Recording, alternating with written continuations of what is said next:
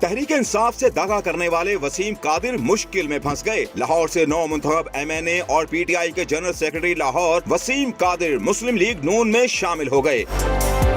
PTI کے حمایت یافتہ آزاد امیدوار وسیم قادر نے NA 121 میں مسلم لیگ نون کے رہنما روہیل اصغر کو شکست دی تھی۔ وسیم قادر نے مسلم لیگ نون کی چیف آرگنائزر مریم نواز سے ملاقات کی، پارٹی میں شمولیت کا اعلان کیا۔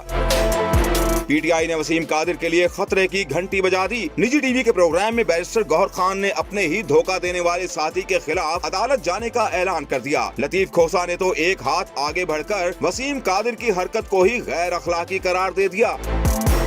دوسری جانب حماد اظہر نے ایکس پر لکھا کہ ایک بات لکھ لیں، وسیم قادر ساری عمر اس ملک میں سر اٹھا کر نہیں جی سکتا۔ اب ذلت اور رسوائی اس کا مقدر ہے۔ جو رقم وصول کی اسے لے کر کسی ایسے ملک میں ہی جا سکتا ہے جہاں پاکستانی کوئی نہ ہو۔ ایسا ملک میری نظر میں کوئی نہیں۔